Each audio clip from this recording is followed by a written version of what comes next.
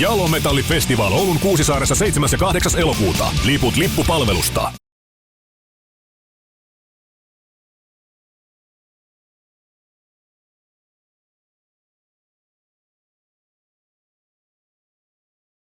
Hi, this is a Nameless Ghoul from Ghost, and you're watching Chaos TV. Welcome.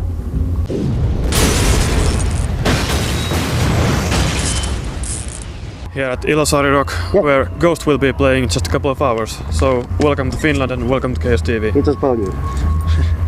So you have played in Finland just a couple of times. Do you have any special memories from Finland that you'd like to share with us? Not particularly like from I mean, we've been playing opening for Maiden and Metallica here, and of course I remember that, but no, not particularly. I mean, I see it pretty much like home to be here. It's not so different from like Sweden. So it's just, you know, I don't even think of being in Finland when I'm here. Right. I'm sorry, but that's the truth. Okay. Well, you're still a relatively young band, but you have achieved huge popularity in quite a short time. Yeah. But what do you think is your biggest accomplishment so far? Oh, I don't know. I mean, in my book, the biggest accomplishment is to even get the chance to put out a record. Actually, no, it sounds stupid maybe, but that's the truth of it all. I mean, I'm happy just to be able to do this. That's the biggest accomplishment. I mean, yeah. Right. Well, as a young band, how much do you keep up with the music scene, like new music and new bands? Nothing at all.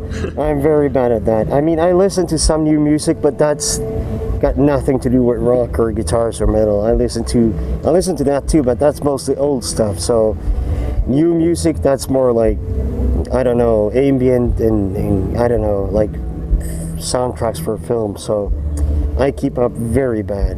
Yeah, so you have a diverse taste in music. Oh yeah. Yeah. It's 6 different guys, you know, in the band, so everyone listens to what they want to. Yeah. How much do you think it shows in Ghost's music?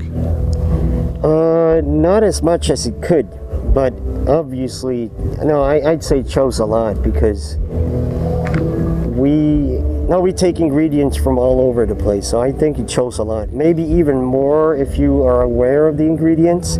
To some people it might just sound strange, but I mean, obviously I know where all influences come from, so I see everything, you know, in that sense. So I don't know if it shows to the listeners. I'm not sure. I will never know that. Right. Well, you are a kind of mysterious band. You wear those masks and robes. Yeah. But do you think people actually want to know who you are, or do they prefer to keep the mystery alive, so to speak?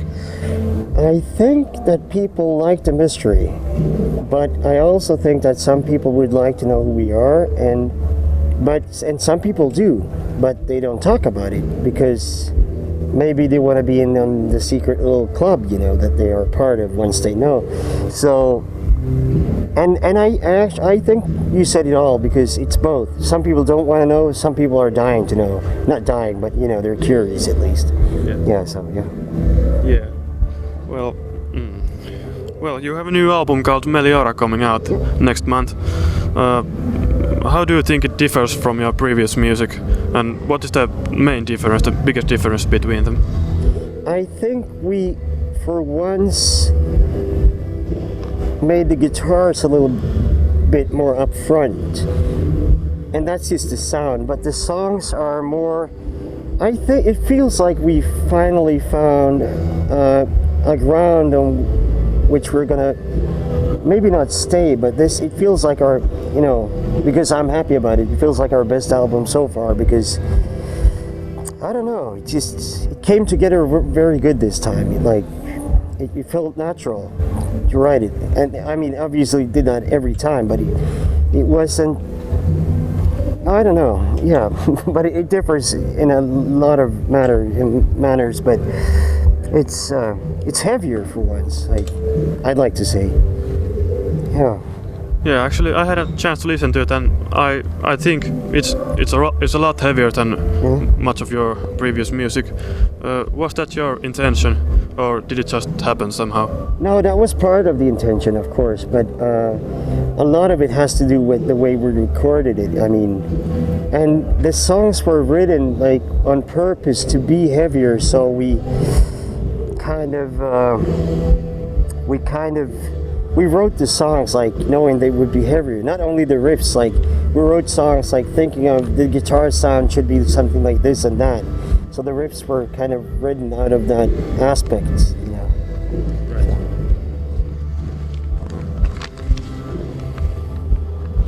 Well, what is the process when you create music? How is it like? Does everyone participate or just a couple of guys? I cannot answer that. It's a secret. No, it is. But we write music together, more or less. Absolutely. Yeah, right. I understand. Well, how about the lyrics? When you create a song, do you create the lyrics before or after or during the composing? Usually we have the title for the song first, you know, like the name of the song, and then the music comes and then the lyrics. So we have a title to like, the song should feel like this or that. If it's called Majesty, it should sound like His Majesty walking into a room or whatever, you know. So that's how it happens. We hardly ever have the lyrics at first. Well, do you ever feel like people somehow misunderstand your lyrics? Of course. I mean, who doesn't feel misunderstood? Everyone does that, you know. No, of course they do, and I mean, there are so many ways to interpret it as well. So of course they do. Yeah, I'm not sad about that. I mean, it's fine. It's part of the mystery, I think. Yeah. Well, when you create music, how much influence do you take from outside of music, like other forms of art, for example? A lot, especially from movies and films, but also from paintings and, you know, and theater and all kinds of shit. Buildings. Maybe you see a building and like, wow, in here you could have a concert, or, you know, what would it sound like? Like this, you know. So all kinds of stuff, not only music. You know, anything that makes you feel inspired, makes you get an idea. Yeah. How do you think ghost music would do as a soundtrack for a movie? Oh, I love that. It's one of my dreams to make a soundtrack one day. So, I mean, maybe not the songs we have right now, but I'm sure we could write a specific soundtrack for a movie. I'm sure of that. But right now, I don't know. I mean, I certainly could see our songs pop up in a movie somewhere, but I don't know to what extent, you know. What kind of movie would it be if you did music for it? Probably some kind of more, I'd like to say some kind of like the Goonies or something, the old 80s movie, you know, like it's an adventure or something. Our music as it sounds right now wouldn't do much sense in a modern horror movie with the fucking slashers and guys with, you know, walking on nails and saving a dog and a girl. No, I wouldn't see that, you know. So probably a movie for young adults or something. I'd just like, you know, Scooby-Doo-ish. I'd say that. But we would obviously love to make real film music for a real movie someday, for a grown-up movie. But that would hardly sound like this.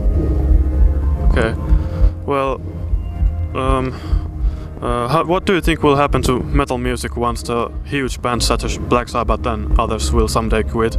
Will there be another band as huge as them, or what will happen? No, I don't think so. I don't think that. I mean, the way the world spins nowadays, I think that the big bands. I mean, people are listening more to music now than ever, and people have a broader taste and everything. So I've got a hard time seeing there will ever again be a Bruce Springsteen or a big Metallica that everyone knows of, you know. It will be bands that draw as many people, of course. There will be big concerts, big festivals and everything. But I've got a hard time believing that there will be a band or bands that everyone knows of and everyone likes a few songs with. I don't think so. Okay, well, that's all the questions. It's a sad story, but that's the truth. Right. Well, that's all the questions I have. Is there still something you would like to say to your fans watching the interview? Of course. Hello. Thank you very much for listening to me and my talking. We'll come play for you in the later this year. be sure to show up. Thank you very much. Thanks a lot for the interview.